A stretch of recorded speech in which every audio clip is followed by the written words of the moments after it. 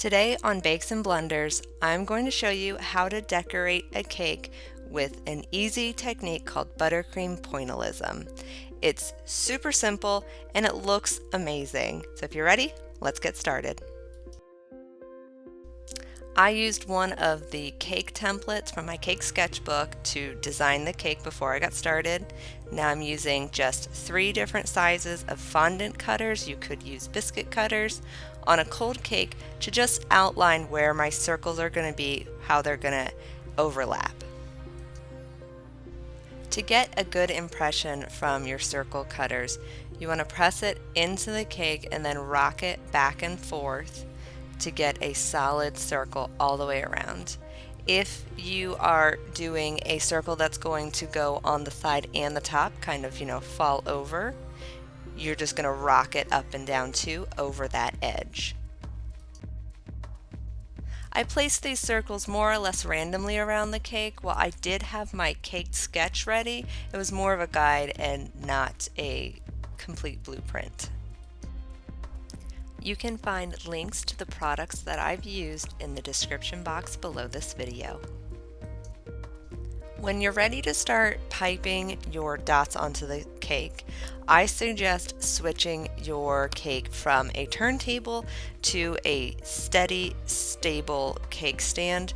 You don't want the cake to spin or shift at all when you're doing those dots. It could really mess up your hard work. To keep your hand steady, you're going to want to brace your hand or your wrist with your other hand. You can also keep your elbow in close to the side of your body. If possible, you can even brace it on the counter if you have enough space for that. Anything to stabilize that hand so that you can get nice, good, steady piping. To pipe the dots, you're going to apply a small amount of pressure, stop that pressure, and then lift up and place your piping tip next to it to create the next dot. You want them to be individual dots that don't blend together into a single line. You can use any sized piping tip for this technique. The smaller the piping tip that you use, the more delicate and finer your Buttercream Pointillism will look. So that's really a design choice that is up to you. I am using lingonberry buttercream to create this cake. If you would like the recipe for that, you can find it in the description box below. When piping the circles, I like to start by doing an outline. So if you're doing the exterior part of the circle, make sure your dots cover up that line we made with the circle cutters. When you're piping the bits of circles that overlap, I like to do just outside of that line so that that little bit of color in the center that we're going to be piping has enough space to make a good look.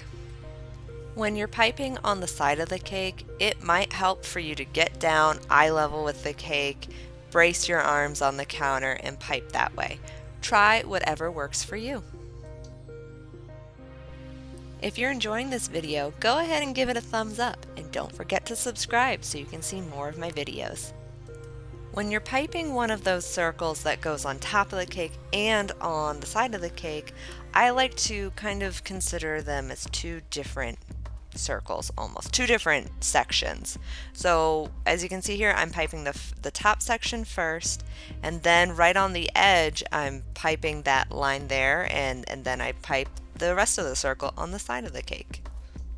Your hand is going to get very tired during this process.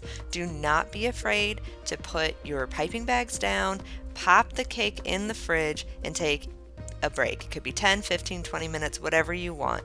Not only is this going to keep your cake nice, cold, and firm and good for piping on, but you're going to give your hands a much needed rest.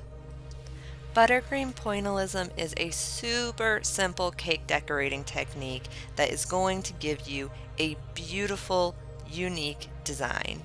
I hope you enjoyed this video. If you'd like to see more of my cakes decorated with buttercream, you can check out that playlist, and I hope I'll see you in the next video. Thanks for watching. Bye!